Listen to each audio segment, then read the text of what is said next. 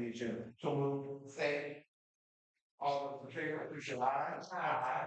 Opposed, privilege. The ayes have it. Moving to item 3.01, I'm going to ask Ms. Teresa Pearson to read our board norms.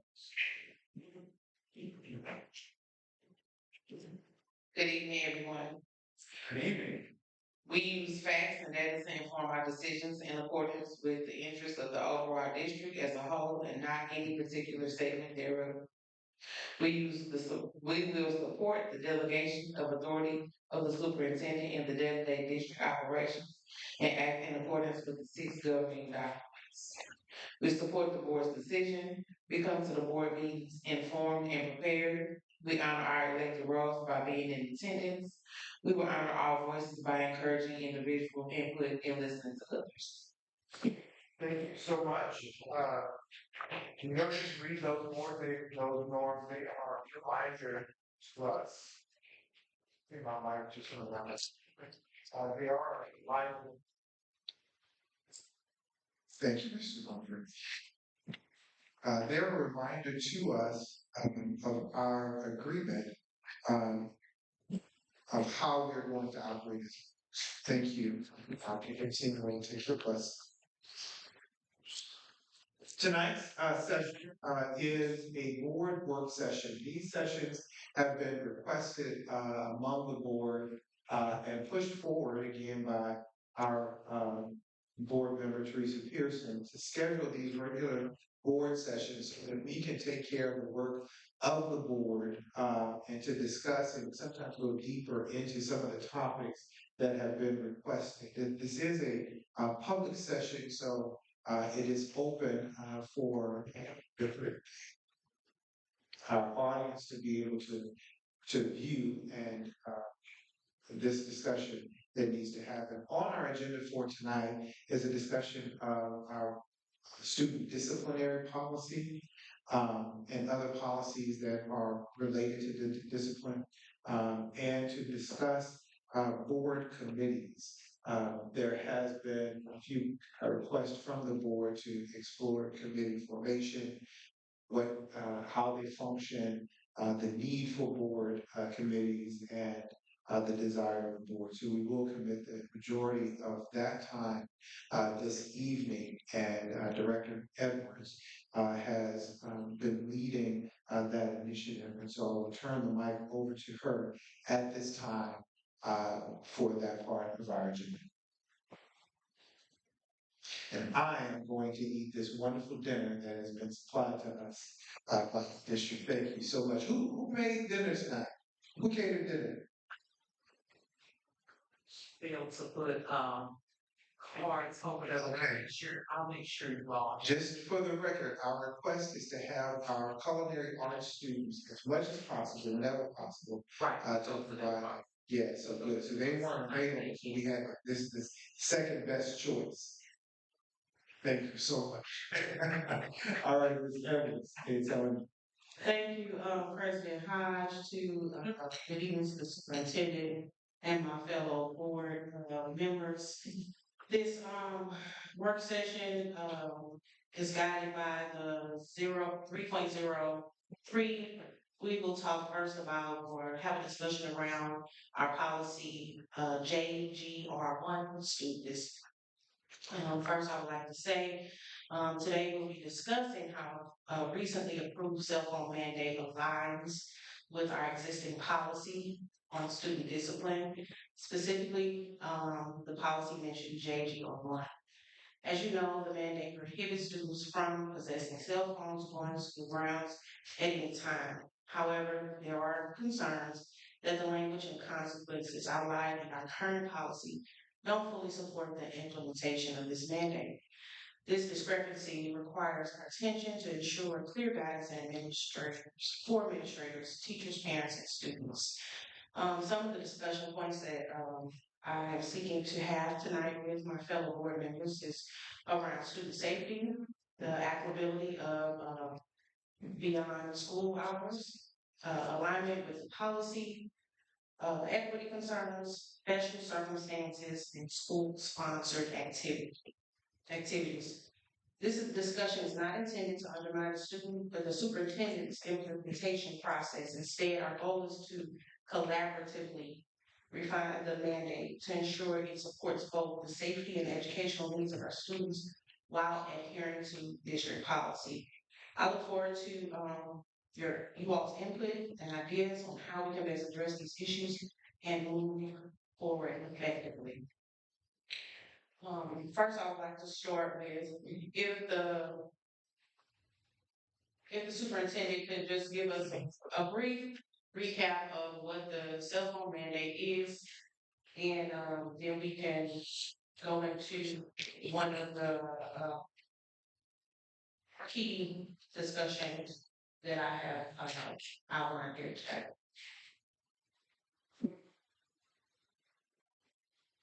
Good evening, board, community.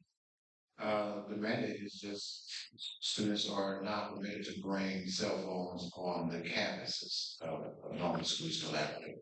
I need to further look at some of my language because I do believe I say personal electronic devices as well. Okay, thank you, Superintendent. So the first concern, we heard from parents at our last board meeting, some points from parents at our last board meeting. And many families rely on children having their cell phones to ensure safety while traveling to and from schools. One of the questions that I like to pose to the board is how do we address these concerns without compromising the intent of the mandate? I know Norm, I'm sorry, that's not, I don't want to address it as Norm.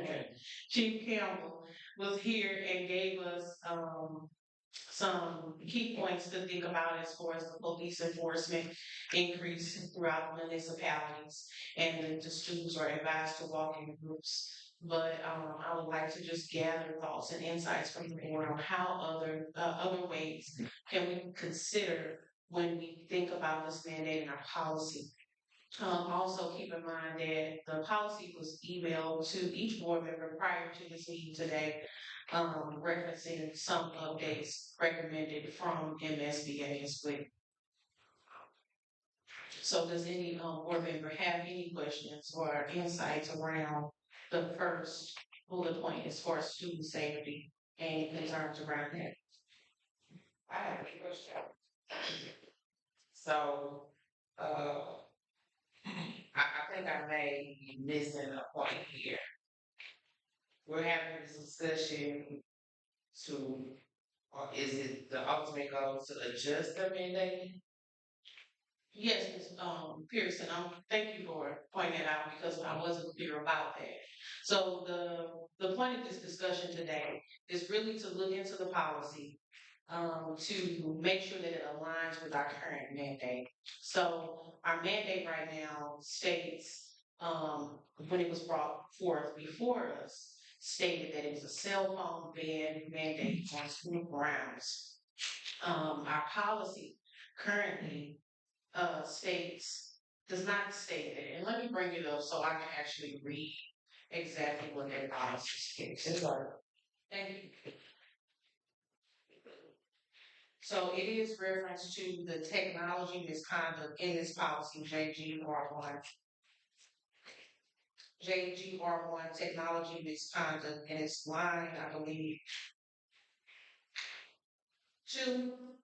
Using, displaying, or turning on pagers, phones, personal digital assets, personal laptops, or any other electronic device during the regular school day, including class change time, meal times, instructional class times, unless the use is part of the instructional program required by the district-sponsored class activity or otherwise permitted by the building principal. We had a recommendation from the MSBA to include language into that policy that surrounds the campus and possession of these items. So that is the recommendation from MSBA. However, that recommendation still does not, the language in that part of the policy would help us align better with the mandate. But the consequences that we currently have for the mandate does not align with the policy. So we would need to address those consequences if we want to make any changes to the consequences currently for this policy, or if, the superintendent is willing to adjust and make changes to the mandate. So we need to work together this evening to have a conversation around how we will collaborate, making sure that we don't compromise these key points, which I outlined in this, what I read previously. So I have, another question. My other question, is a cell phone mandate. So are you suggesting that the terms in this policy should be changed to cell phone? Because he's not asking for other devices, it's mostly cell phone.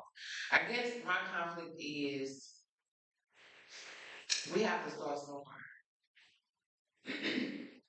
We have to start somewhere, and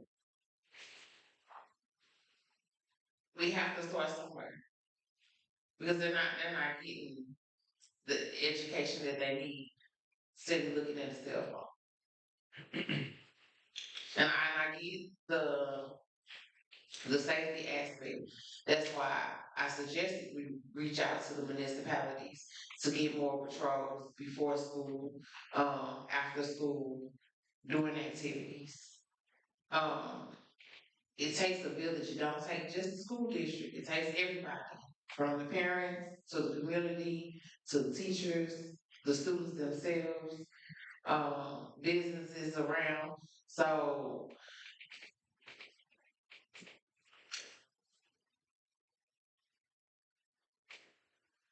I guess I'm asking.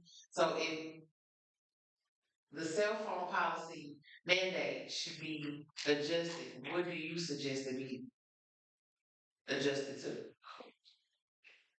If I could jump in here for just a second, this discussion is really, it's a board responsibility to evaluate all operations in alignment with the school's policies. And so, this discussion is to literally look at policy and to make sure that we're in alignment. And if there is a need to make an adjustment to the policy, then we would make that recommendation to the superintendent and his staff to make the necessary, adjustments. I think the questions that Director Pearson is asking are addressed under the policy JGR1, student discipline, section technology misconduct, point number 2. And it literally reads, using, displaying, or turning on pagers, phones, personal digital assistants, personal laptops, or any other personal electronic devices during the regular school day, including changing time, meal time, or instructional class time, unless the use is part of the instructional program required by district-sponsored class activity, otherwise permitted by the building principal. Literally, there was no need to create a new policy because the superintendent was acting within the policy that had already been adopted by this board May 14th, 2024. And so the actions that the superintendent takes, in my sort of interpretation, are in alignment with this policy. And it is our opportunity as a board to discuss the merits of that alignment. And so I'd be open to having that discussion and then suggesting any modifications to this policy if we need to have that adjustment. Yeah, thank you for that, President Hodge. So in that, we opened up with, the superintendent stating that, this was a cell phone ban that he believes he included all electronic devices, on the school grounds. So that means, from my understanding, and from what, Officer Campbell presentation gave us the last board meeting, was that all electronic devices were included in that mandate. I do not recall hearing all electronic devices being included in that mandate. Yes, that would be in alignment, But if a parent was to bring this policy up to us to say that, we can't, the policy doesn't state that the student can't have the phone possession on the school grounds, because it doesn't not, right now, it does not reflect campus, it just reflects regular school data, meaning meal times, class times and instructional and meal times and all of that. So we would have to, listen to the parent and see their point of view from how the policy differs from the mandate. Now, if we were to support the mandate, we need to include the language of possessing those devices on school ground, on campus grounds during regular school hours. Therefore, that leads us to understand what is school hours, regular school day, and does that mean before and after school? Does that hinder any safety any safety measures that a family may have before or after school? If you say before or after school, what are we talking about? An hour before school or an hour after school? How do we what would that implementation look like for students that stay for after school activities? That means if we say school grounds, that means that the students can't bring their phones to any activity that we have on school grounds, meaning homecoming, football games, after school activities like we're having tonight in the school basketball games. So that is how far extent the mandate goes. So we need to make sure that our policy supports that and the language is in alignment. I think we need to take a look at that, stretch it. Okay. And a mandate usually don't get as detailed as a policy. The mandate fits in the policy, not the policy inside of the mandate. Let me find that one. The mandate right there, you need. You go back for that.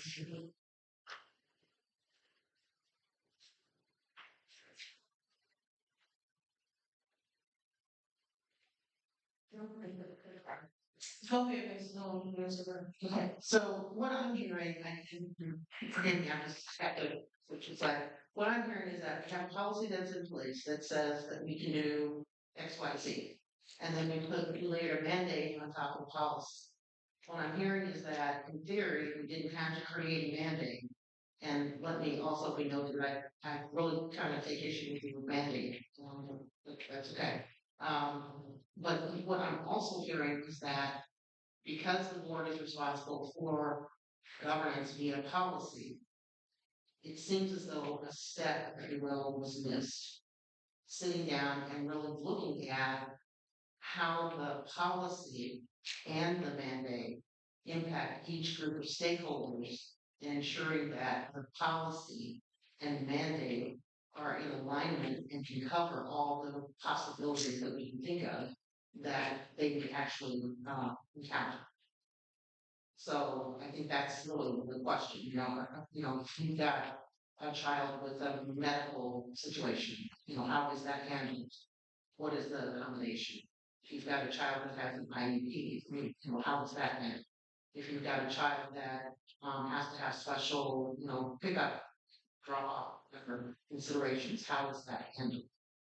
So not to undermine the policy, but to ensure that we as the governance, committee, if you will, have looked at it, have heard from all the constituency groups, we've heard from the students, we've heard from the teachers, we've heard from the parents, and we understand what their concerns are.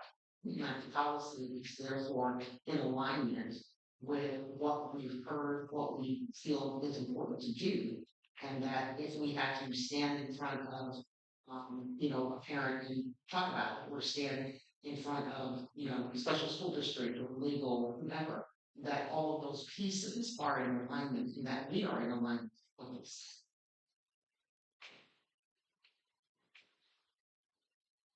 I think that's kind of the question you take, are we in alignment?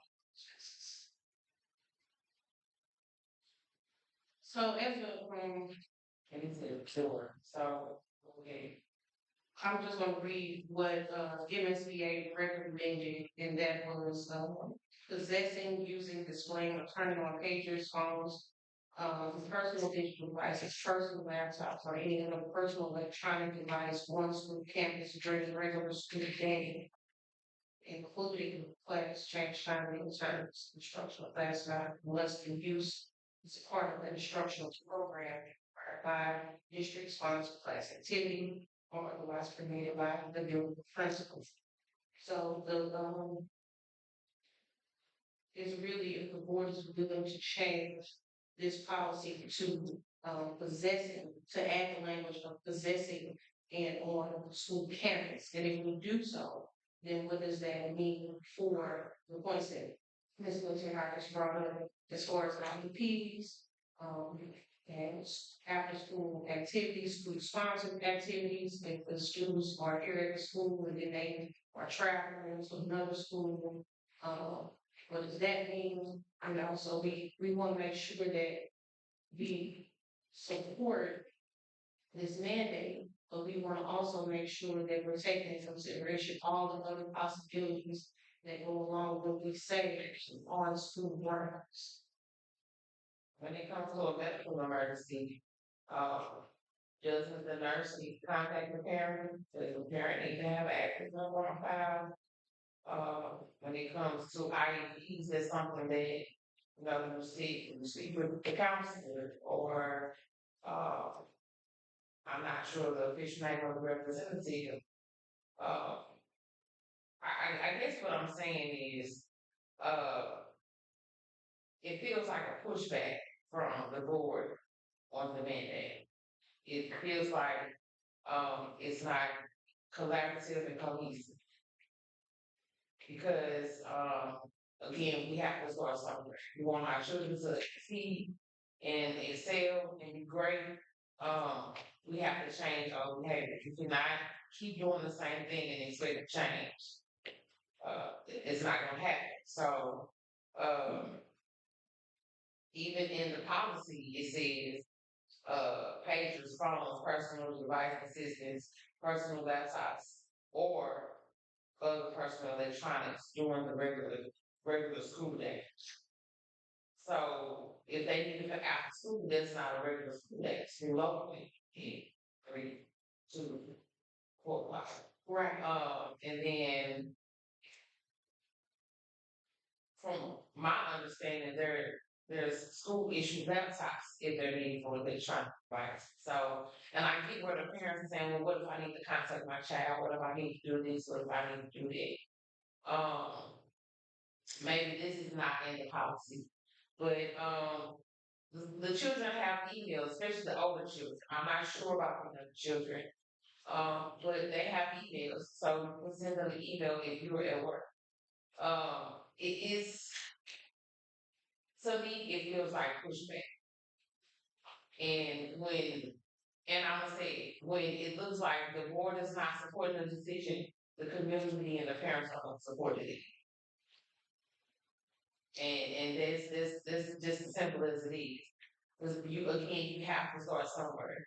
Accountability. You can't keep pointing the finger and the blame. But certain words, yes, I can see it being changed. But even in the code of conduct, create a consistent set of expectations for school behavior, reinforce positive behavior, and provide students with opportunities to develop appropriate social skills. You can't do that from a phone for real. I mean, you can, but it still leaves social interaction, outlining intervention consequences for students who engage in inappropriate behavior. A lot of the stuff that goes on with those phones come from, I mean, a lot of inappropriate behavior comes from the phone. Because you wouldn't know what was going on if you wasn't on the phone. You wouldn't know that they fighting down the hall if you didn't text the whole whoever got on social media and put it out. So, but I also get the part of the safety issue before and after school. So that's why I said we need to reach out to our municipalities, 23, 24 of them. So, yeah, but it seems like pushback, and I get it, the word, the language, and all that other stuff, but it gotta start somewhere. Gotta start somewhere. It's coming from a parent who has a student in the district, an active parent who has a student in the district, off the helicopter, student in the district. So, Can I add something? So the policy does state, uh, the prohibit of possession of those things. The only thing this mandate doing is holding people accountable. This mandate enforces that, um, that policy. Just like any other policy, I always write letters about stuff that we are not following in policy as reminders. The only thing people, the biggest thing about this is that the word mandate, but in policy it says possession, right? So this mandate is not taking anything out of context in the policy. It's enforcing a portion of the policy. I could go, we could have a play on semantics and say we should say this or that and add that in the mandate, but this or that is not giving us the instructional issues. The cell phone is giving us the instructional issues. So we have a policy that covers electronics. I just wrote an enforcement on cell phones, and that's the only thing I'm doing is holding people accountable to policy. So now there's an issue with policy or not, I don't know, but that's what I'm doing, and that's what this is. If you take a look at policy, policy says you can't have it in your possession. we'll put it in the school. Our current policy, the current policy does not say possession. What does it say? It just say using, displaying, and turning on. It doesn't say possession as of right now. So that is one of the things that we are seeking to add to the language of the policy. Okay, That's the point. I hear one, understood. I hear one recommendation to explore is adding the language of possession to section 2 that begins with using, displaying, or turning on to include possession. Right, to include possession, but also because the current mandate states on school grounds, it is recommended that we put it on campus in front of regular school day. And as Ms. Pearson stated, if school is out for the high school 2 o'clock, and that's after the regular school day. But if the children are not permitted to bring their cell phones on school grounds, then they won't have possession. They won't be able to have possession after the regular school day. So we need to have clarification around what the regular school day is and what does that mean? Does that mean before and after school? Does that mean we are making accommodations to IEPs? Does that mean that we are taking in account to the students that do extracurricular activities as far as basketball games? And does that take into account to homecoming and all that other stuff? What does that mean? So it's not really just a pushback. We're trying to make sure that we have the language in place to support what the superintendent is trying to enforce with the mandate. A regular school day is not, homecoming is not a regular Yeah. school day. Right, it's not a regular school day. That's I correct. don't know these, their phones for IT, maybe I need higher education on it, be educated on this subject of having an IEP and needing your cell phone, so. So that's why, and I need some what you're saying, clarification around that. but a regular school day, you need the policy to say, regular school day, these hours. That's what you need to say. Superintendent, if you can, give us an example of what happens when students bring their cell phones to school at the high school. So I sent that to you guys time ago. So there's about 3 or 4 steps. The first one is the phone is confiscated, and at the end of the day, give it back to the student with a warning letter to take to the parent. The parent should comply. Second one, the parent has to come and get the phone from the student. The third one, I believe, the phone has to be has to get the parent has to get the phone from the school. The third one is an in-school suspension and phone confiscated. Parent has to get the phone from the student. I think the fourth one is out of school, and then you start talking about incorrigible behavior. So talking about some alternative school measures. Those steps, as they've been defined, are in alignment with the policy as it's written. First offense is confiscation, principal-student conference, academic detention, or in-school suspension. The second is subsequent offenses, not necessarily in particular order. That just means following the first offense includes confiscation, principal and student conference, academic detention, in-school suspension, 1 to 180 days out of school suspension and expulsion. Thank you, Superintendent and President Hodge, for that clarification. So, and you're right, it is in alignment with those offenses. We can spell those offenses out if we want them to match the mandate. I don't see a problem with that. The issue is on school grounds. Does the phones are not permitted on school grounds. So that means that the regular school day, if the phones are not working, the superintendent's asked them, don't even bring the phones to the school. So that means that the kids have to leave their phones at home. That means that on the regular school day, not including after school, including after school and after before school and after school, because the phone is not permitted on school grounds. That includes extracurricular activities that are after school or before school. So if the students are not allowed to bring their phones to school at all, then we need to reflect that. If we're going to reflect that, we need to define if it's what after school is or what before school is. And so, and the reason I went with on school property is because, case in point, the other day there was a fire alarm pulled at the high school, and the students were outside, et cetera, et cetera. Now this is after checking, after they've already collected about 90 some odd phones.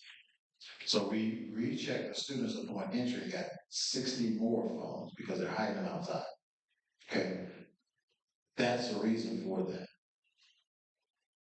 Because they do hide phones outside. In fact, one student was so bold, his phone was in the rear wheel of my truck.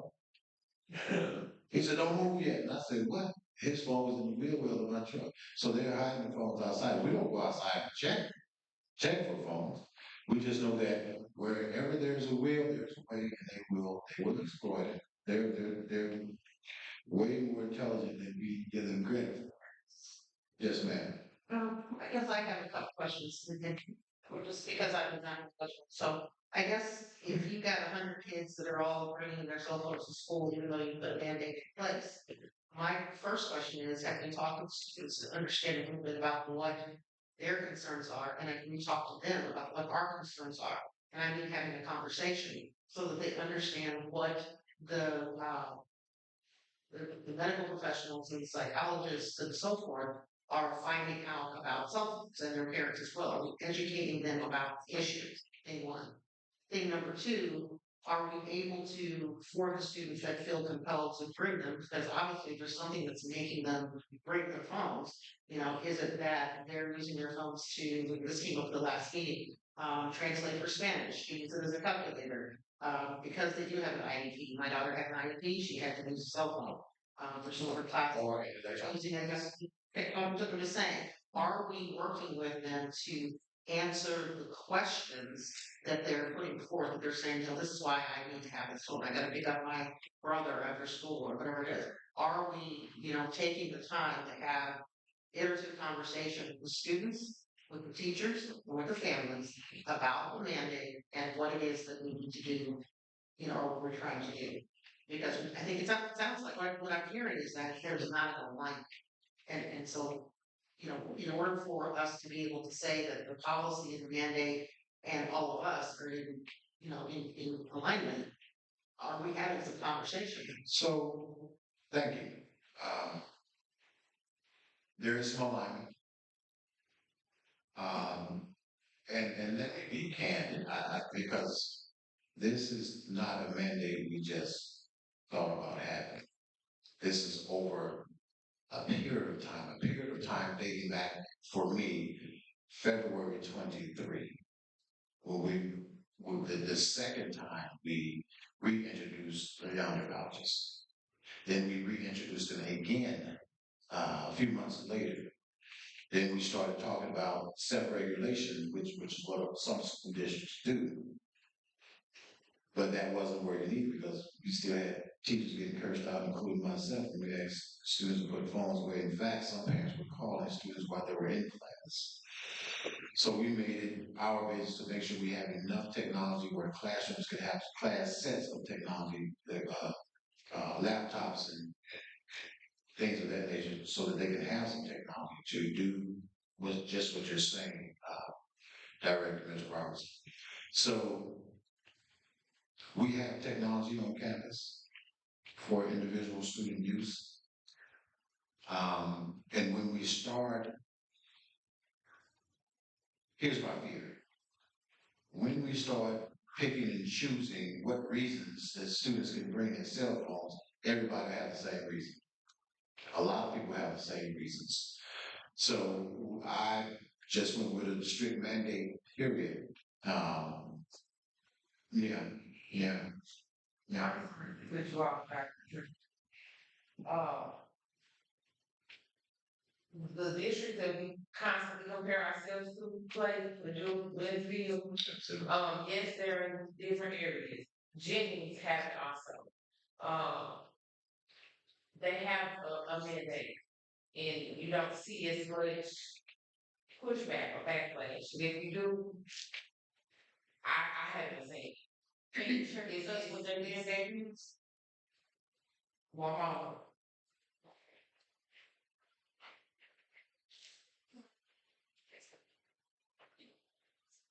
Kansas City, they cannot have phones on the campus. The teachers have an emergency necklace around their neck. Was last time we got our feelings or? Yes. Okay. Winsfield School District. My 8th grader, 9th grader, and kids in elementary school cannot take their phones. That's the mandate to our school. They don't have a phone. They're doing just fine. In fact, St. Louis Public has cell phone. They have a cell phone policy that prohibits possession. So Right, and it prohibits possession of cell phones, but not on the school I campus. mean, how can you possess it and be on school ground? Because I can possess something in my bag. And that doesn't mean that I'm using it during the instructional time. But you're So in possession of it. if they have guidelines around, there's no possession, that means I can't have it in my hand in their site of possession while in school grounds or while in instructional time. That's different, but your mandate is stating that on school grounds, period, and your implementation is you taking and confiscating the cell phones before the students get into the school. So we need to just make sure that it's aligned with what it is. Possession by law is anything on your person, not necessarily visible. And he had the younger couch where they were able to have them out doing whatever time, and that was a flop. They were able to, you can have your phones, don't have them out of class, and then you walk into the class and everybody got their phone. So I guess I'm asking you, what do you suggest? Otherwise, I'm bringing their phones back to the school. So I want to be We've tried everything else. I just, we have bigger fish to fry, otherwise, food being on campus. I totally agree. I want to be clear with what Ms. Edwards is asking us to do. I think we all agree that there should be restricted access to cell phones. That is not up for discussion. You already made that decision. What Director Edwards is challenging us to do is to make sure we're in alignment with our policies or to adjust our policies to make this clear for everyone to abide by that policy. So I don't want us to spend our time debating on whether that should be done. We've already decided, we already know that, we get that part. Now we're talking about how. I mean, and I guess, I'm gonna stop here just because, we said we purchased the younger badges and it didn't work. Or it didn't work or whatever. And I think one of the opportunities that we have is really doing a very thorough job with implementation and then the post-mortem implementation. Because honestly, I don't know what part of it didn't work. Okay, they broke, yeah, I understand that part. But is it because we didn't have a process by which we assign the underconscious students? It's because we didn't have a safe place where they put the underconscious, so they weren't in their possession, so they were at their desk with their materials, with phones over at check-in spot. I don't know what that is. So therefore, what I want to be sure of, okay, this is just me, what I want to be sure of, number one, that everybody is being seen and heard, including our students, about what their concerns are, what their fears are, to be very honest about it. And that's what it is, their concerns is prediction. So what is it that they're concerned about, that we've addressed those things in the policy. And that we have communicated with the students so that they understand the why, and the family so they understand the why. Not just we're not doing it, but the why. What is the impact? Because these are stakeholders, and part of our job is to educate. So what are we doing to help them to understand the why? And then also, what's the how? Are the educators going to be able to, and the policy should define it. Okay, so the younger pouches that came in, they put their phone in younger pouches, they closed. Some kids did not put their phones in there, they put dummy phones in there, they put packs of index papers in there. They did everything to them, broke them again. If you looked on IG for the page for Normandy, they banged them against the wall, breaking. They couldn't them open. So once we went to the conference in Kansas City last year, Yonder is telling us, hey, we offering you all a service, but you have to pay for the damages. That's when, again, someone being held accountable. Please let me finish, because I stopped when you talk, so please. I'm trying to be respectful to you. Please give me the same courtesy. Thank you. But you gotta go back and forth with me. That ain't, but it's cool. Anyway, parents were known, advised, emails. It's on social media, because everybody's on social media. It's on the website that there's gonna be a mandate for the cell phones if we don't get it together. I remember Triplett saying something every meeting. I'm working on a mandate because it's still not working. It's still not working. So we implement the mandate and it's still the issue. Yes, everybody has an addiction to their phone. But it will not be better if we don't start somewhere. Like simple, everything has been tried. So if you don't like what's been tried, what do you suggest to be tried? When I asked this question to people of the community, I didn't really get an answer. So I'm kind of confused on what else can be done. Yes, the verbiage. To me, the verbiage is okay because it's understandable. But if it has to go word for word, then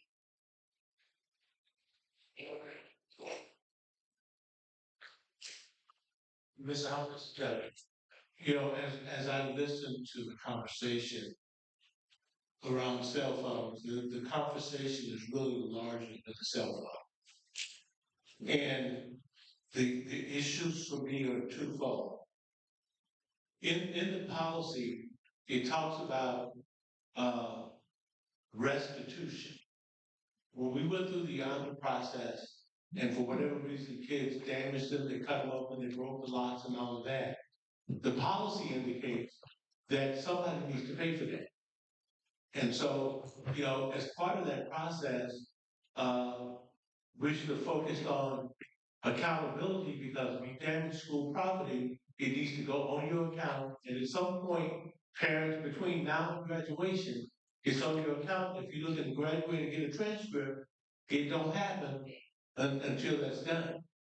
The other thing I think that's critically important is that, see, in education, we focus a lot on the cognitive aspect of kids, what they know, do, and understand. But we also have to pay attention to those affective parts, the soft skills, and the things they need to have when they leave here. And so, with that being said, even with the cell phone mandate, we've got to get to a point that we're helping our young people understand how to self-manage. Because you cannot leave from here and go anywhere, in any job, anywhere, telling them, I'm not going to do this, I'm going to do this. The result of that is called unemployment. And so we need to step back and say, okay, now that we are where we are, how can we prepare our children for success in life by figuring out a system that will support them to understand what self-management looks like?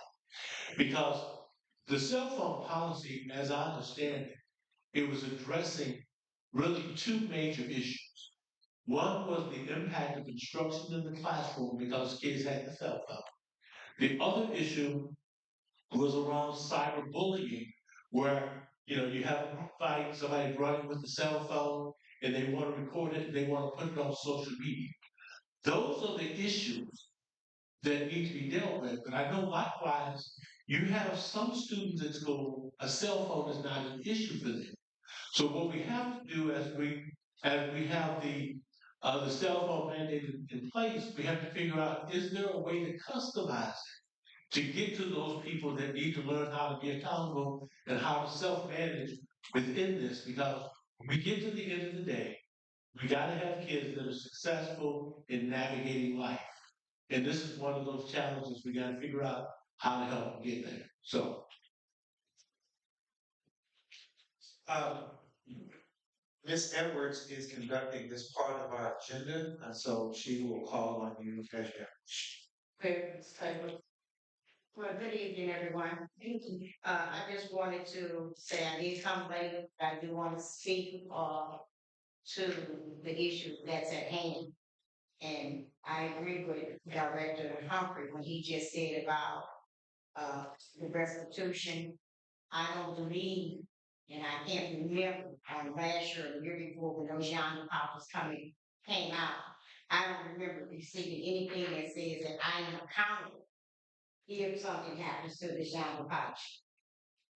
I wasn't on the board when it came out, but I don't remember that. The other thing is, you all know how I feel about the ban on the cell phones, because like I say, I have a 14-year-old freshman at the high school. She walks home by herself. I'm concerned about that.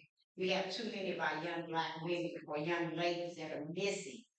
And so I understand, just like you said, we need to take the appropriate steps, because not every student that comes to school with a cell phone is doing wrong with that cell phone. We and teachers know, administrators know, security, they know who the offenders are. They know who they are. And I know I can't come and say, well, let my granddaughter do it because I know she won't do this. I can't say what she won't do. I just know that she's not on TikTok, she's not on Instagram, because that's something her mother does not allow her to be on. And so she already knows the consequences. I want to speak to, we keep hearing that they sent out information about the cell phone ban coming up. They sent out information, and I said it before and I'll say it again. I still to this day have not received anything via mail that tells me that there is a cell phone ban. And I do know there is a ban because I saw it on the website. I know it's on the Norman School website. So when we are under the assumption that everybody has this information, and I'm gonna put it out there as a grandparent, everybody does not have that information. You had a meeting, you invited the parents to come in and sit down and discuss it. It was a meeting, we talked about it, I believe, in November or December. They had a meeting, and the next thing you know, boom, there was a cell phone name. Not everyone is aware of it. And so I'm not defending the students have a cell phone, on property. I do, agree with Director Edwards when she said, if we know that some of those students need those phones, if they are going to be, like my granddaughter, she's walking home by herself, if they have after-school programs and things that they attend, and they are gone from 7 in the morning to 5 in the evening, and a parent is at work, they have no idea what's going on with their child. No idea. So I just want to put it out there. So like I said, I'm not against the ban. I just think that when it comes time to this ban, there are some things that we really need to consider. And for me, the worst thing is to not be able to, or I'm at work, or my daughter is at work, and I'm waiting on my granddaughter. It's her responsibility every day. Call me when you get home. I need to know that she's at home. And if I don't get a call from her and I'm calling her and I'm not getting an answer, I'm a weary grandmother. It means I'm gonna leave my job because now I need to go and find my granddaughter. And so I just want that to be out there. So yes, there is a lot of conversation around here. We know that the policy is a core principle of action adopted or proposed by a government, a party, business, or individual. That's the policy. But the mandate is an official order or permission to do something. It is a directive. And there is a difference between a policy and a mandate.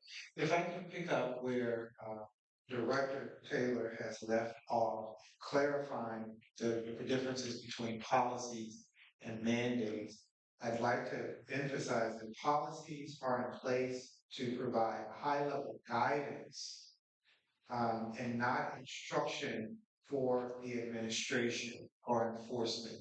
We turn over the administration of policies to our superintendent and his staff.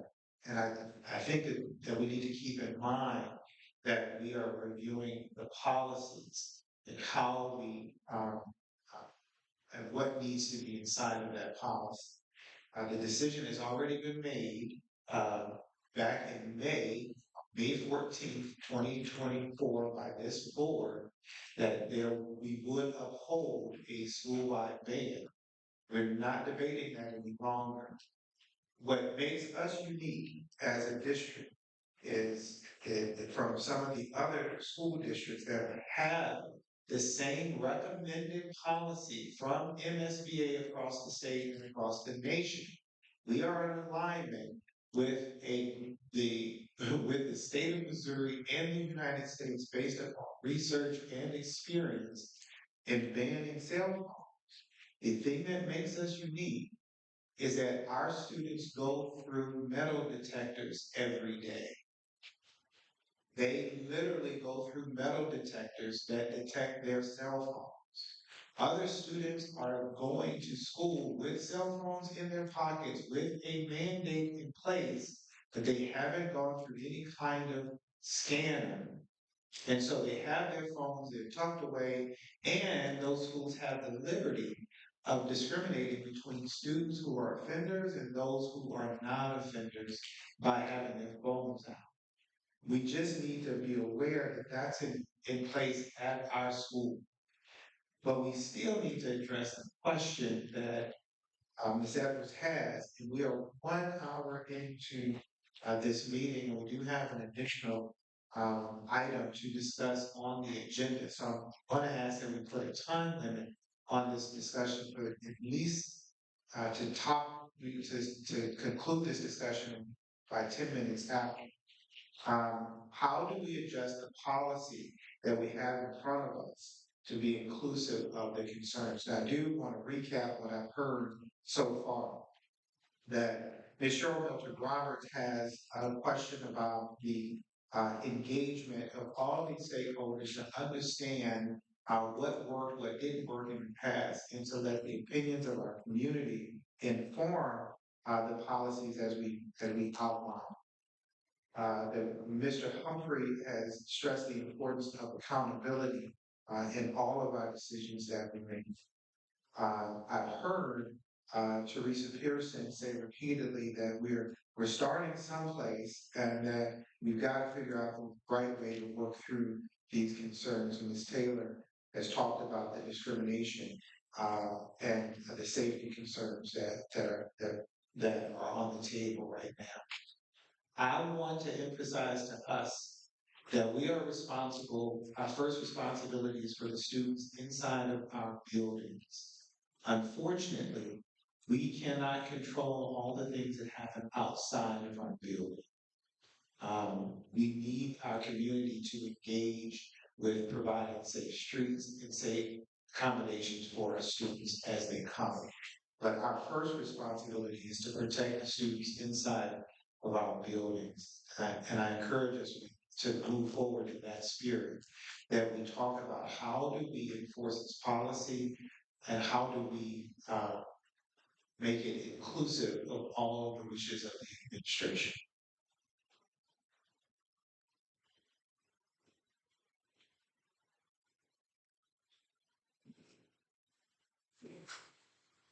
If I could say, I think at the beginning, you talked about a recommendation coming from MSBA.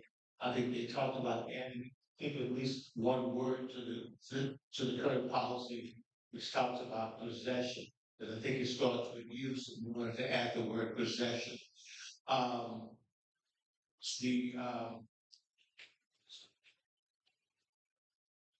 Dr. Triplett, at the time that you did the cell phone mandate, what was it in your mind to include? I know it's the instructional day, whatever the regular school day is, and everything is creating an issue. Were you intending to also include that ban to extend to after school activities, sports, things like that? Was that your intent as well?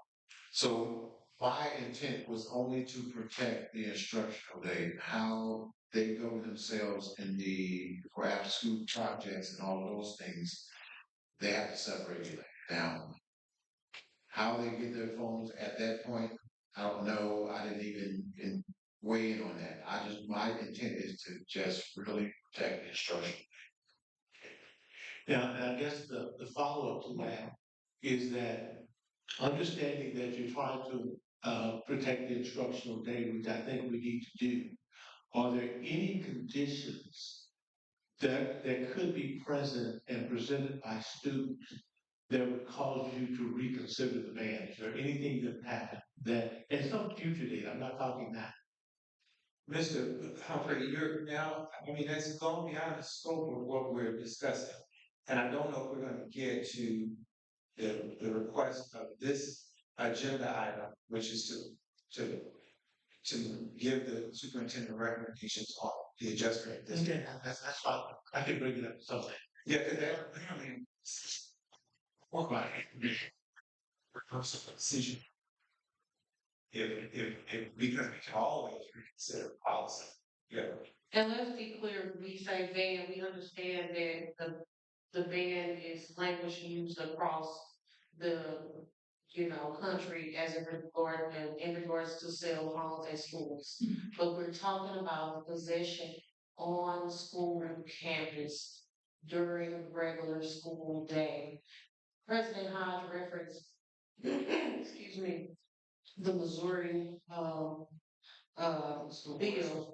Well, there's a Missouri bill that helps guide us into what this may look like for the school. So, it is, House Bill 306. Okay, it says such policy shall at a minimum prohibit a student from displaying, using, or an electronic personal communication device during regular scheduled instructional activities. Describe the disciplinary procedures and measures that will be taken if a student violates a policy. Provide expectations to the prohibition that allows it and the display and use of electronic personal communication device by student. In the case of an emergency, when directed to use such device by school employee or volunteer for an instructional purpose, and when authorized by the following federal acts and their successor acts. The Individuals with Disability Act, the American with Disabilities Act, the Rehabilitation Act. Each school district and charter school governing board shall publish a policy in such districts or charter schools website. A school district or charter school employee or volunteer shall be held harmless and immune from any liability for such actions taken under the section of employee and voluntary acts and so on and so forth. You can look up the bill.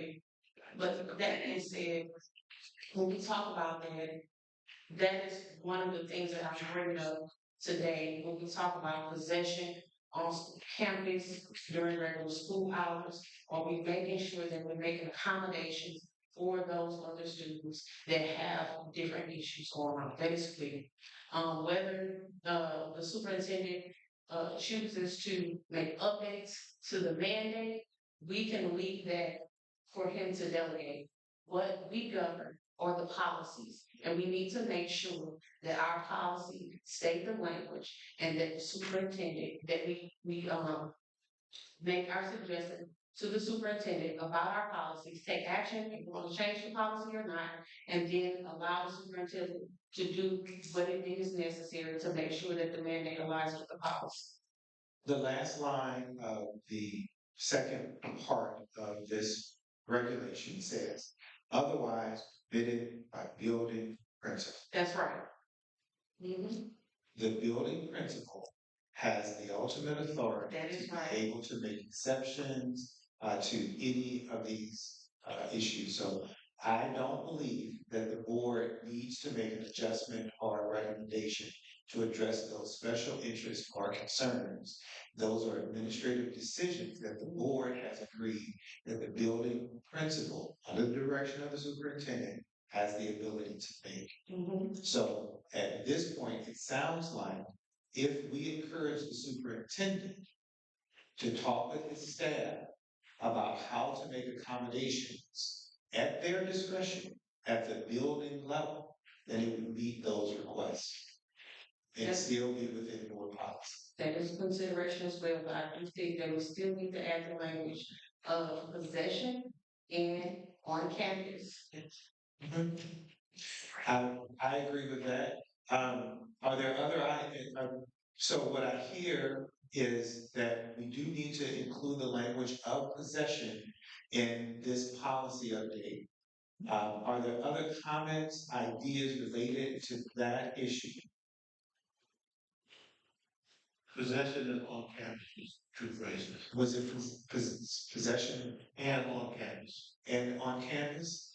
Okay, so what I'd like to do is to simply make a recommendation to the superintendent to put together a committee to review this policy, to consider the language possession and on campus as a part of an update to this policy, and then to bring this back to the board for consideration.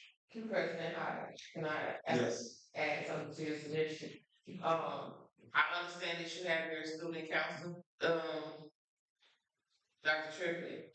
I asked to that committee, you asked some children that are either not on their student council or that are in these schools, specifically the middle school and the high school.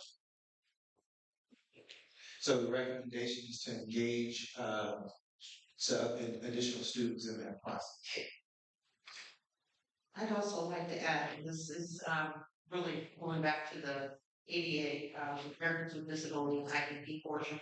I think that we need to, I think that it is not wise to have those just be random things that you do, but rather that we have a consistent policy about what we do in those instances. We have somebody have a glucose monitor, we have somebody that, you know, because of ADA, they need to utilize their phone or what have you. I don't think we should have different school buildings doing different things. I think we need to make sure that we address that. Maybe it's that it then gets referred to somebody else, or I don't know what. But I think it needs to be consistent so we know what those accommodations are. And we're consistent in those accommodations from child to child and I appreciate consistency and those systems. I am concerned that the middle school is different from the high school. And the elementary schools are different from the middle schools. I think that it should be documented what those practices are at each of those schools. But I don't think that that should be a part of policy, because if we can, I don't want to restrict schools based upon policy. But it can. Right, no, I agree, I just wanna make sure that there's some framework or there's a process for it to be elevated or something to that effect, so that we aren't discriminating. No director ever wants to see that policy, the procedures inside of the school. Patient to understand the procedures at the principal's level within the schools related to the policy. I'm in agreement with that. Any other comments related to that? Yeah, the only thought, well, I know that you talked about possession and on campus, for the purpose of the policy, can we define, on campus, is that, because I know your focus was around the instructional day, so that, are we talking just beginning and ending of school, or, does it, we just need to define where, Like, so that means that, because I'm not an attorney, but I'm not even, I need to consult with SBA to see what language can be used. So I think laws are created for two reasons. Because something happened and they've been creating a policy, or they do it to preempt it, right? So, and they created a certain way. They created kind of way, right? And they created that way for a reason. Because when you get specific, you take the ability away from both sides. So I'll get with MSBA and probably in the training to figure out what language, because I don't want us to be talking about language and then where none of us are lawyers. Okay, so I want to make sure we can use, I got my notes here to make sure we can use the language we can use and how we can use it, and then present something to MSBA, then present it. MSBA will have to insert it into the language for us, give it back to us, so that we can make sure it reads the way it reads, and then board will read it and approve it. We're just asking that you include community and stakeholders in the conversation as we adjust that. So what time frame? I hope you don't think next week is. We can give you 2 weeks for that. What the superintendent is asking for a time frame. That's a little less than 30 days. No, that's it. That might give them enough time to engage the stakeholders there.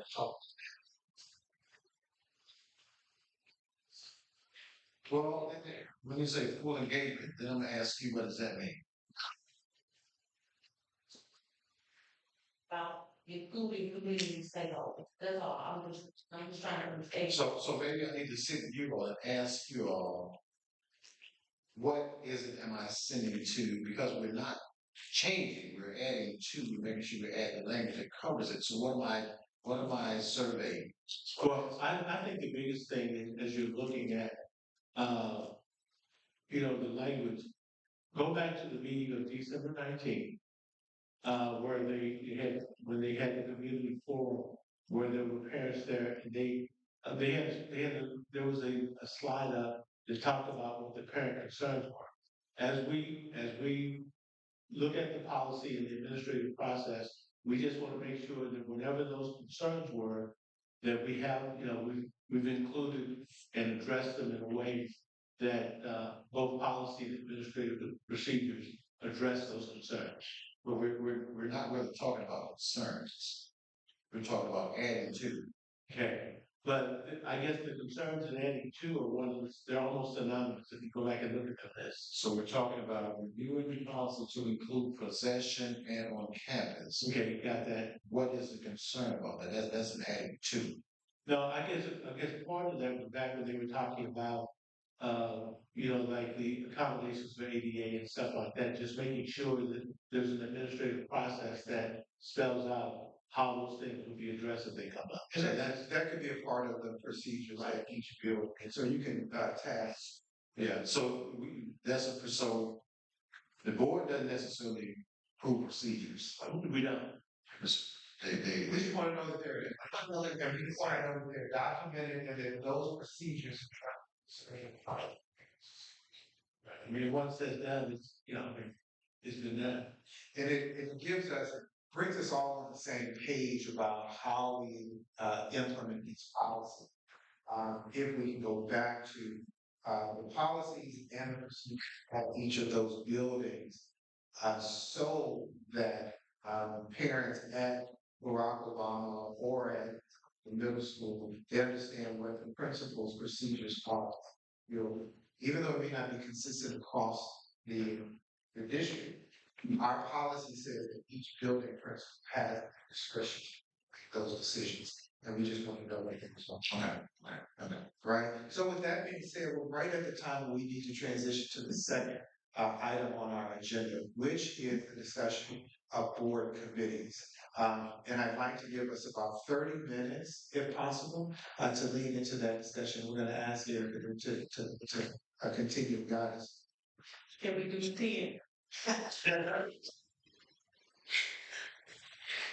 Yes, fair. So you got 30 to work with. If you can do it in 10, you can do it in 10.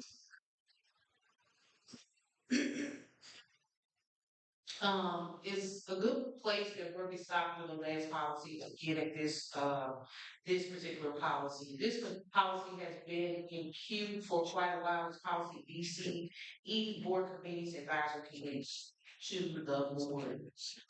This board, and I'm just gonna read the explanation in the policy, draft that we currently have.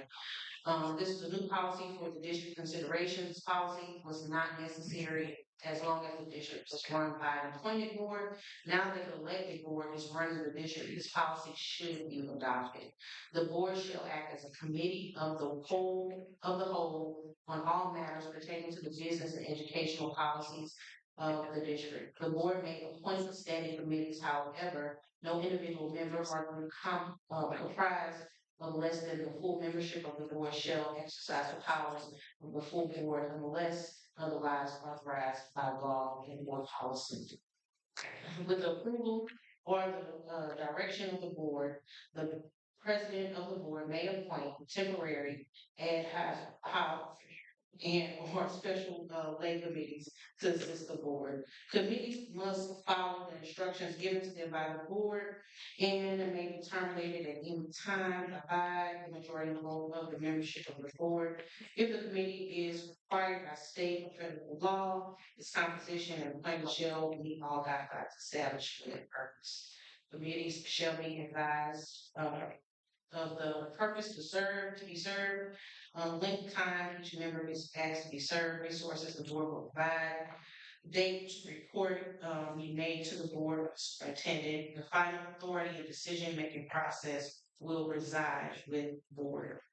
Any committee appointed by and or direction of the board and that is authorized to report to the board or any advisory committee appointed by or at the direction of the board for specific purpose or reporting directly to the board for the superintendent policies, policy revision, or expedited policy funds, public funds will allow the Missouri Open Meetings and Records Act, the custodian of records will contain list of such meetings.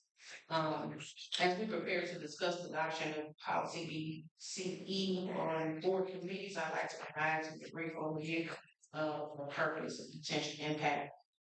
This policy formalizes the ability of the board to create committees, including both standing and other committees, to address specific issues and improve decision making. Committees will provide us the opportunity to leverage diverse perspectives, such as parents, teachers, and community members, while also streamlining our processes and enhancing transparency.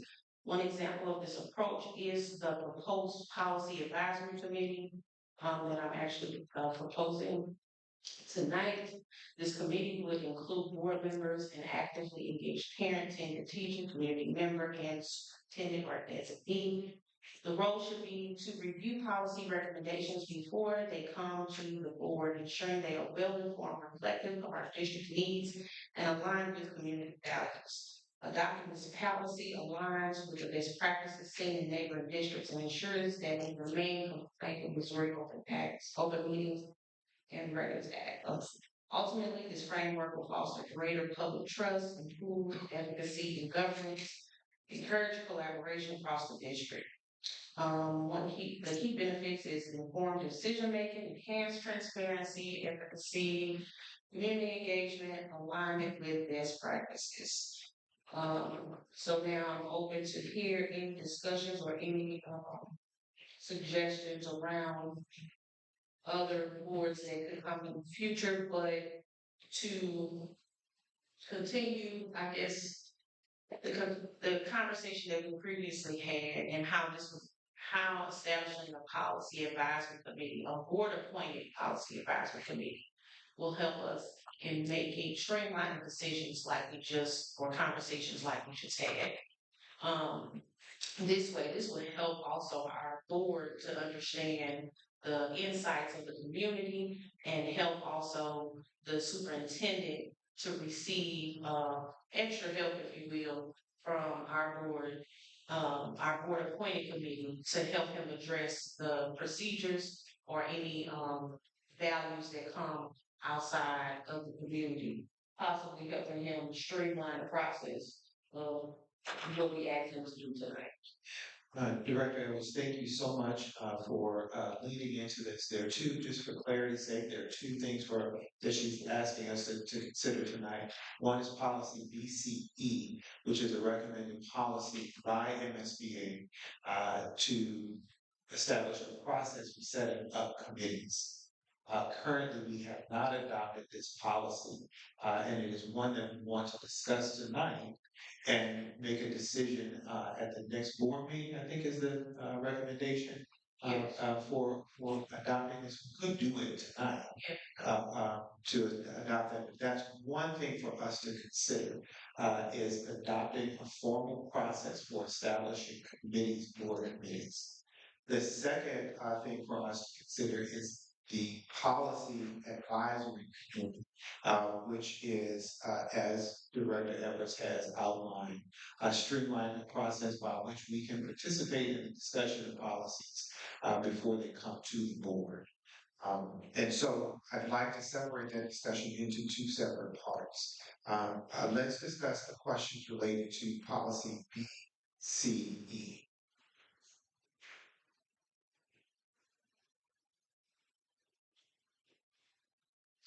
Well, I think the conversation is that, she first started by saying that when the district was under state control, that policy had not been adopted. Now that we have a fully elected local board, it's a policy that we should have, because I think as we look at the work that we're going to do, committees have a way of kind of streamlining and narrowing the focus so that when things come to the board, there's been a level of discussion, a level of study ahead of time. And so hopefully it will help to expedite some of the decisions, because we will have cut through some of the fluff, as it were, to get to the issue. So I see it as a committee that's long overdue, and I look forward to us adopting the policy and then begin to, as a board, deciding what committees are most appropriate for us to have at this time. Thank you. Also, I would want to state as well that in establishing or adopting this the committees, we will be able to set clear expectations for our administration and for our parents and students. I want to be clear about what board committees do and what board committees do not do. Board level committees are literally designed to just to be an additional voice on issues and matters that are outside of the administration. We do not want to establish board committees that lean into district operations. It is still a governance committee, and it should be centered around governance issues.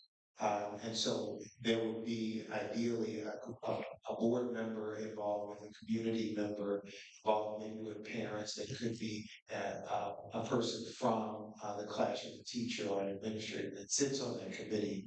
But those committees are designed to help the board move policies forward and its governance functions, and not to lead into the operations of the district.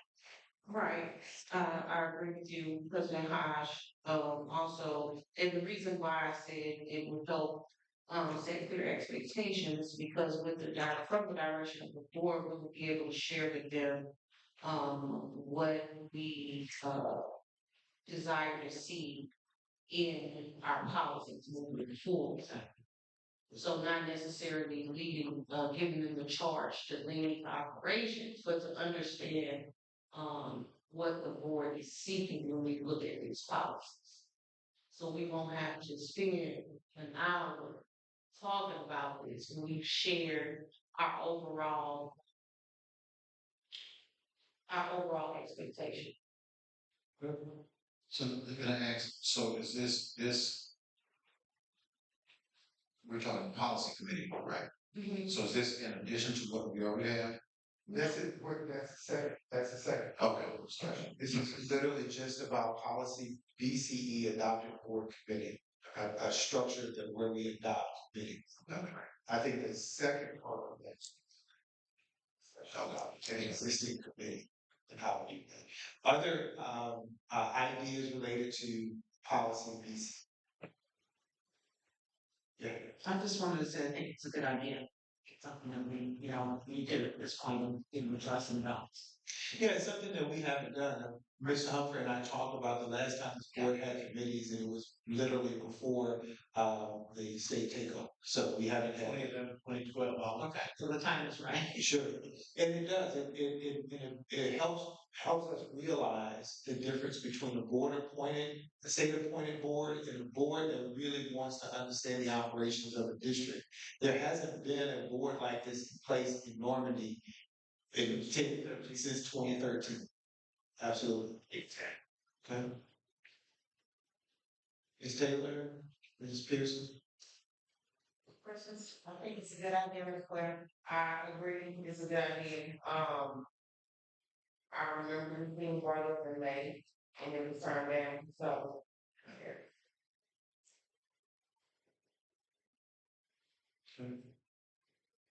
All right, Ms. Edwards, what's your pleasure for the board at this point? I guess my pleasure is to make a motion to take action on adopting the policy BCE. Sure. So second. Do we need to go? And so it has been moved and properly seconded. We've had some discussion. Is there additional discussion? So to be clear, there is a motion on the floor to adopt policy BCE as presented by the Missouri School Board Association. Okay. And if there's no discussion, we can call for a roll call vote.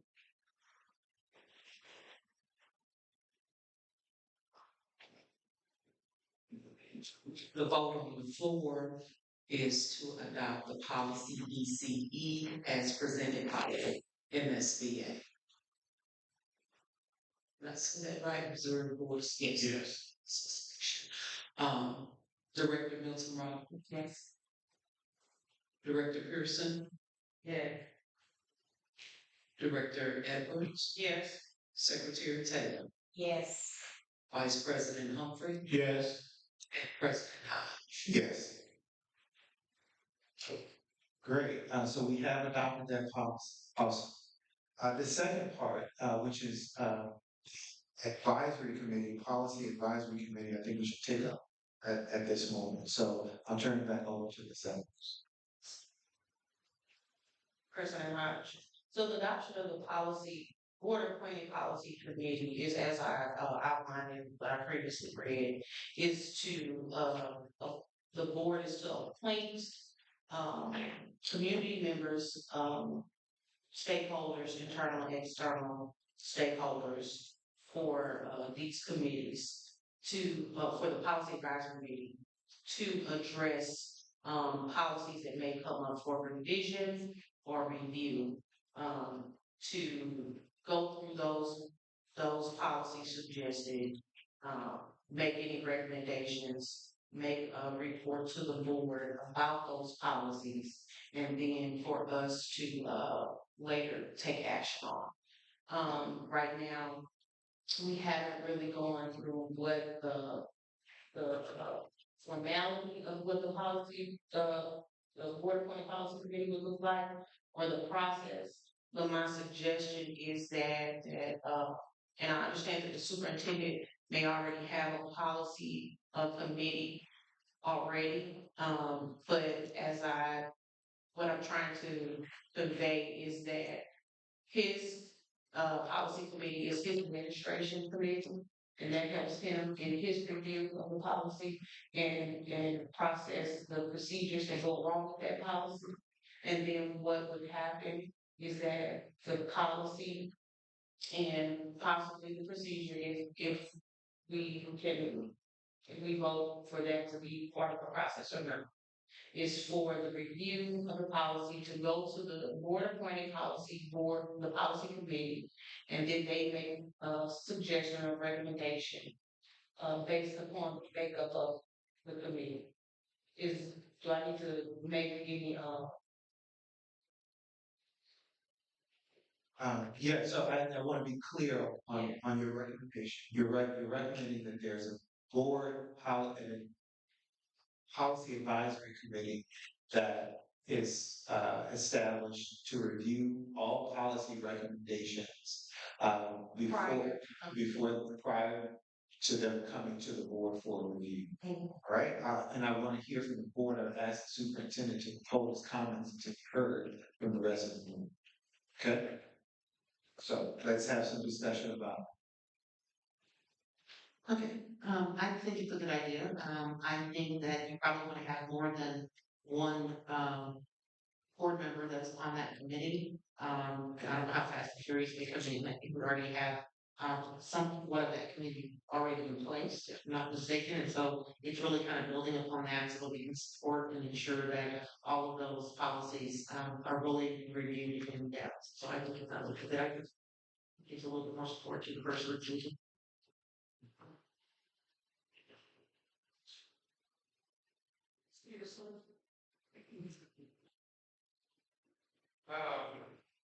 My one question would be, with this committee or committees, working in collaboration with the person who's on board who is over policies.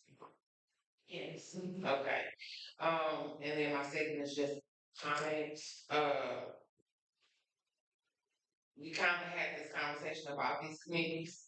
I wish you didn't take this long to get it started, but again, we have resources.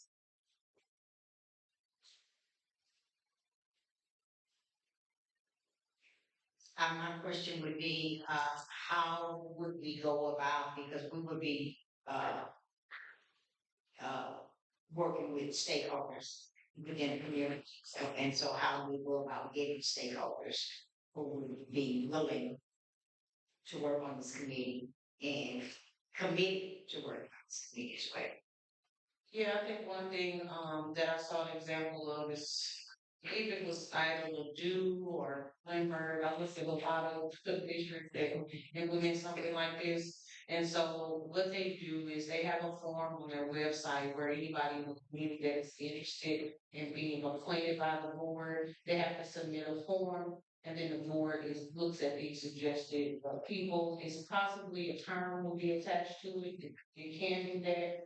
But as we are just, adopting even having committees, we would still have to do that process of looking at what this scope would be and what the charter will be for this particular committee.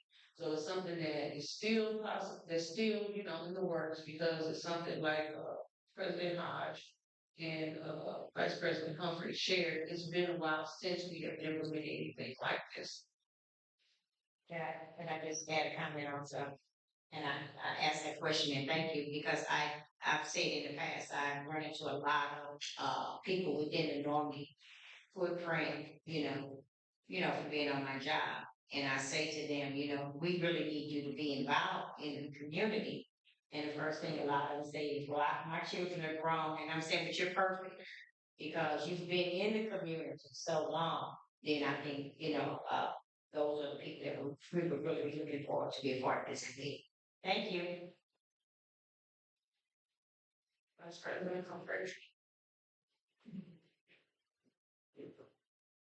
Well, I think it's important to have the policy advisory committee because the clearer and the cleaner our policies are, the better it is for the superintendent to craft his administrative procedures. And so, just like we spent time looking at this earlier policy about cell phone, it could be any number of policies that we could look at. And if the committee provides that level of clarity by the time he's ready to look at it to do implementation, there's, all policies will have some gray areas, but at least the gray area will be focused, by the time it gets to him.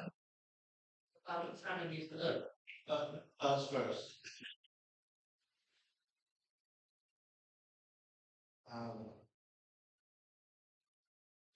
I want to bring up a concern that I have. I do believe that the board could benefit from having greater insight to policies before they come to the entire board for a vote. But I think that should be done within the existing committee structures that are in place. That just about every committee that is established in this district should have the representative from the board if it is related to governance, which is, of course, the policies that are being made. So there should be a board member on any committee that is recommending policy to this board. If there are any things that come to us without that participation, that should be a concern. There are a couple of different examples of how we've done this in the past. Most recently, Mr. Humphrey sits on basically a committee around construction. He's our representative as a board member on the construction committee. So all of the things that are happening in that space, he is the voice of the board in the room, and he is the person who updates us on construction so that we have background information. In addition, we have the municipal partners meetings that happen once a month. In the past, while that is not a formal committee, it functions sort of as a committee where the board and the superintendent are representatives advise that meeting that is pulled together by the 24-1. And we should be in those meetings, gathering information and sharing information about the school district. There's also been strategic planning committees that are in place. There's a strategic planning committee that the superintendent has where Director Pearson sits as the board representative on that committee who shares the priorities of back that information to for education. Yes, ma'am. Actually, I said about this partnership. She sits in The strategic planning meeting is here. And I sit on the strategic planning meetings. Yes, so we do have a precedent that I think are best practices. And so I'm going to recommend that we actually just practice our practices with intention. That we make sure that we have board members in place where those conversations are happening or policies are being recommended to be able to support them. And I'm also going to recommend that if there is a need for an advisory committee, if there's something that comes up and you say that we should have a special advisory committee, this board makes the recommendation that the board president establishes an ad hoc committee to review any of those policies. That way, we've always got the tool to be able to set up a committee that has a beginning and an ending to address the special concerns of the district. Those are my thoughts regarding that. I will pass it on to the superintendent. think I didn't say that. Couldn't come. But I do want to say that, and just being transparent, we want all of our stakeholders to participate and we want buy-in. But in not every instance it fits. Um, for instance, if we got a policy on parking at campus support, I wouldn't canvass the entire community for parking at campus support. So sometimes it just don't fit. So I constantly hear canvassing stakeholders, all stakeholders. Sometimes they just don't fit. So I'm looking puzzled a lot. So when you see me looking puzzled, I'm trying to figure out how does that fit in. So just so know that for every instance and every policy doesn't require all stakeholders. Just have to take a look at what that policy is to see who are the people affected by that policy. All stakeholders are affected by every policy. If I could, I agree with you. You're not gonna get every single parent or every single, I think that, an opportunity that we have, however, is to really broaden our communication with our stakeholders and to do that using some of the new tools that we have in place, like Power School and so forth, so that they can really feel a part. So the more that we communicate, the more that we can engage, the more that we can engage, the more that we get to engage. So you're absolutely right. There's not every stakeholder is not going to respond to everything. But I just think the more that we can, share, as Ms. Director Humphrey would say, can give them some insight, behind the curtain, so to speak. And that's, All this too much to resolve. I'm trying to. Yes, a good idea. It's a good idea. Like, you're not gonna, we do understand. Well, one of the things as we're having the discussion of food starting, See what you started. hey, brilliant minds think alike. Well, generally, as we think about communities, I think there's a critical community that we really need to look at forming and forming in a very special way. And that critical committee is a student achievement committee, but I'm suggesting that the members of the committee be the entire board as a whole. So how does that work? And not form quorum. Well, at this point, when I say board as a whole, anytime, because the focus, the committee is designed to be advisory. And so, Sure. well, I know that if you got 4 more board members together, it's a formal meeting. But what I'm simply saying is that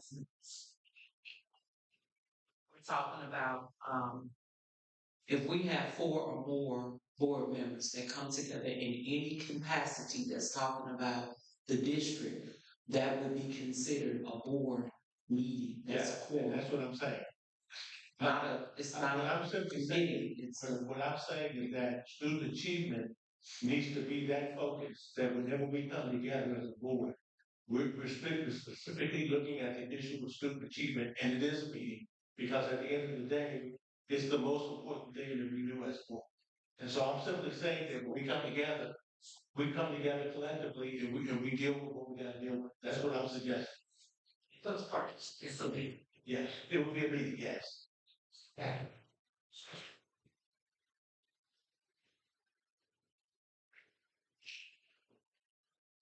I've got a recommendation for that, like here. Yes. Student achievement is a priority and all of us should be invested in, student achievement. The strategic plan, the way that we have it outlined for 2025 makes it very clear about how we prioritize that. The board has 6 strategic priorities and each board member can literally serve as a lead in those strategic priorities. And we can literally build a committee around those strategic priorities that the board member is a part of. And literally, though, if we're doing those things properly, we will be addressing student chief. Absolutely. That's what we've said that we were going to do, and I think that's the proper way to implement board engagement around us. Point of order, please. We were addressing policy, board appointed policy advisory committee. President Hodge, you spelled out your concerns and recommendations. I just want to make sure that we were focused on what I was currently proposing about talking about a board appointed advisory, policy advisory committee. And clarify my reasons for suggesting that or asking for that committee to be adopted was that so that we could have a diverse perspective of parents, teachers, community members to streamline the process and enhance transparency. I understand that you are in favor of us continuing the processes that we currently have as it relates to committees. But what I'm asking is if the board could consider, think about this committee being adopted or put in place simply to add board operational structure to the board as it relates to reviewing policies. Can I ask a clarifying question?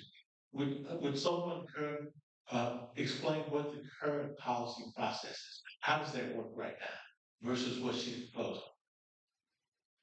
Well, the structure was here that predates both, Prigsby and I. So whatever structure was here, that was misused, serving on that committee. So I'm not sure how that was structured, whether the superintendent, make them. Okay. But the policies, when policies are needed, updated to make sure it reads the way it should read, it's sent by MSBA to a district. Okay. That committee convenes and they make sure the wording that MSBA recommends fits in wherever that structure is. Is there currently a board member on it?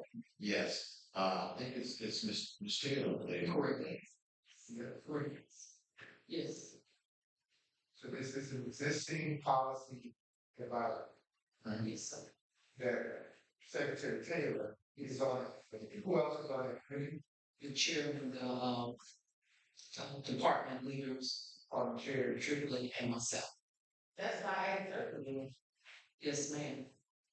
So That's that's already So- in place. So how does what she proposing different? I don't think that it's different. I just don't think it's been clear that what it exists, and I don't think we define them very well. Yeah, Well, it differs in the makeup of the committee as far as making sure that we include parents, teachers, and community members in that process. And that will help us with the streamlining transparency in the district and throughout the community. So that's how it differs. This will also help as far as we move forward in the future, building future board members. If we appoint these individuals to that community, to that committee, it already shows that they're dedicated in our school district and willing to be of service, so much so that they have already proven themselves as being a leader in this district and being able to make sound decision making. So that's would it how satisfy you if we broaden that committee, the existing committee? that would. Okay. Are you recommending that more than one board member be on that committee? Yes, Are you recommending two? at least two. Okay. No more than four, and no more than four, we know that that's a four. No more than three, because we know that's a four, but at least So two. I don't, superintendent, it may be a challenge to get parents engaged because as much as we invite parents to be engaged, it's not always possible. to get them engaged, but we can make a concerted effort to include board members, parents, teachers on that committee. I think it'll be important also that in that process of including the parents and so forth, that that's really a collaborative process by whoever the chair is of that committee, if you will, so that Dr. Triplett's tasked with trying to find the person. Yeah, and that's part of the work, right? If are you suggesting that the chair of that committee be a board member? Yes. All right, so that person would um, carry that responsibility for recruiting people to that committee with the assistance of the superintendent. I like it. Yeah, and please keep in mind, you're talking about efficiency. So there was a deadline. So if MSBA sent down 30 policies that need to be updated, you all have a deadline and get them in, get them done, get them on board. So, and they could be some really close deadlines. Yes, but I believe also what the board should consider is the process of how we improve policies going forward as they should.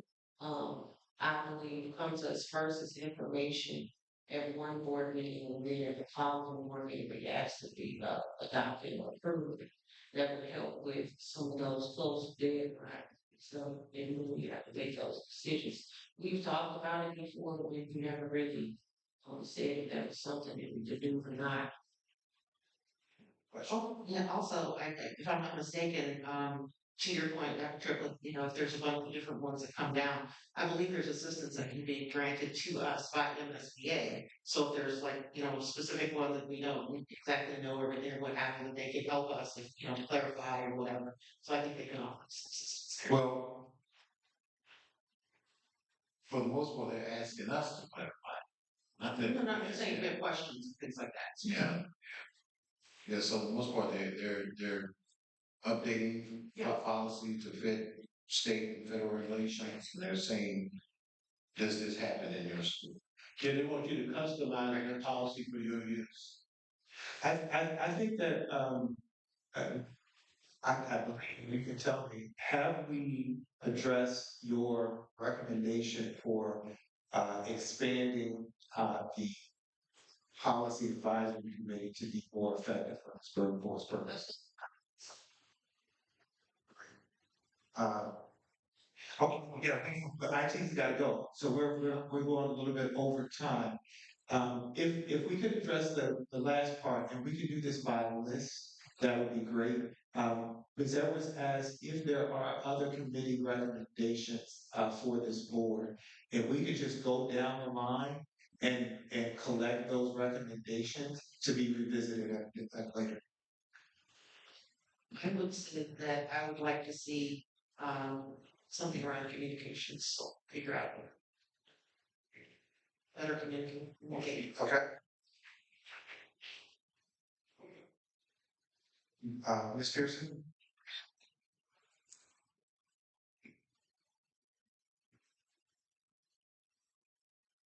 Okay. Ms. Edwards, are there others? Okay. Ms. Taylor? I would say the community involvement as well as communication. Okay. Mr. Humphrey? Student achievement.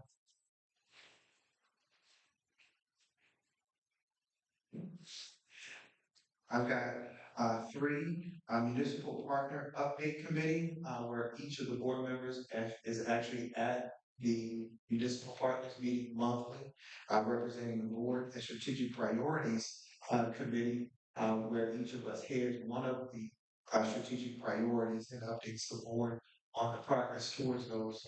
And then lastly, a family mobility committee to examine the impact of mobility on our district and strategies for reducing that mobility. Okay, with that being said, I think we've reached the end of, is there anything else related to that, Ms. Edwards? Perfect. So let's move on to item 4.01, announcements and board comments. We'll start with, Ms. Cheryl Roberts. I don't have anything to add other than what I said last time, which is please, please, please help your kids to read, read, read. We need them to be the best readers possible. Great. Teresa Pearson. I'm keeping it as brief as possible. I want to say first, thank you to the parents that showed up today. Y'all didn't have to sit through this long with Monday meeting, which I did, so this shows that you're advocating for your students.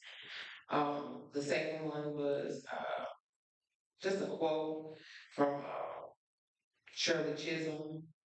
You don't make progress by standing on the sidelines whispering and complaining. You make progress by implementing ideas. I want Michael families, present, past, and future, to know that you're never a victim. You're always a victor. Thank you. Ms. Erica Edwards. I just wanted to thank the board this evening for coming together and having this collaborative talk around policies. We know that these were some hard conversations that we have, but the interest overall is to make sure that our students are valued and heard in every aspect of our decision making. Director Taylor. Just want to say I was able to make some changes so that I could be here this evening. I'm glad that I was able to be here. Also want to continue to say to everyone, please, please, please make sure that you are checking on your neighbors, your family, your friends, anyone that you know. We are in some extremely bad weather. We're having extremely bad weather. So don't just be concerned about yourself. Get concerned about somebody else. Right. And always pray for them. Mr. Collins. Well, first of all, I will say thank you to each of my board colleagues for leading in on the subject tonight, because I do appreciate it when we come together and we have a chance to have these kind of discussions. I also want to thank all parents that are in attendance, as well as the students, because there are other places that you could have been, and I appreciate the fact that you decided to be here with us to actually see the work that we do. And thank you to the superintendent and to everyone that's here, and to the board secretary for the work that you do. We're getting ready to get into some very exciting work. I'm excited about the direction that we're going to be going in. Thank you. I also want to echo all of the thanks and gratitude from this board. We know that our staff in particular has spent an entire day working on the mission of this board, of the school district, and they continue to work into the late hours of the night to do that. I do want to recognize that Ms. Deanna Day is here, not only a dedicated parent, but she's also been a very big advocate, making sure this board is accountable to the families of this community. Her commitment has extended into her candidacy for 2 board positions that are expiring in April, both mine and Director Edwards. And so I'm really happy to say that there are 4 candidates that are competing to serve in this district, which I think is absolutely wonderful. And so I want to thank Ms. Davis-Day for being a part of that commitment to this district. Get engaged, do what you can. We need everybody in on this district, and I think that together we can make change happen. With that being said, I'm going to turn it over to my superintendent for any final remarks before we adjourn. I echo everyone on this panel and this board, what they've had to say about the community, the appreciation for you coming out in such a warm weather. And I just really want to thank you, and I want to really thank the senior leadership team. Those are behind the scene people that do a lot of amazing work, and they don't get a lot of praise because they're not seen. But know this: they are hard work from the top of the day to the bottom of the evening. They're working. They're working on weekends. They're answering phones and answering texts and emails, all kinds of hours, doing all kinds of hours a day, including Harlem. But there's a lot of people that pour into every student in this district and every staff into this district. So know that no decision is ever made in isolation. All of our decisions come from a place, and they come from a place with the protection of students and instruction in mind, student outcomes in mind. One biggest thing, if I can ask anybody to take away, is that we have to make sure we teach our children how to coexist in a world with rules. That's very important. We can't do it at this level. What's going to happen when they graduate where the law is not going to listen to us because we can't protect them from it because they won't even come to us to help them. The law won't. So we have to make sure we're giving our kids the best possibilities, best education, best resources, best coping mechanisms to be able to coexist beyond high school. Thank you, sir. It is 7:57, and I will entertain a motion to adjourn this public work session. Yeah, I did that quickly. You don't even know which one was first. Did you get that? All right, great. All of those in favor, please say aye. All those opposed, you have the same privilege. There are none. We adjourn. Thank you so much for your service.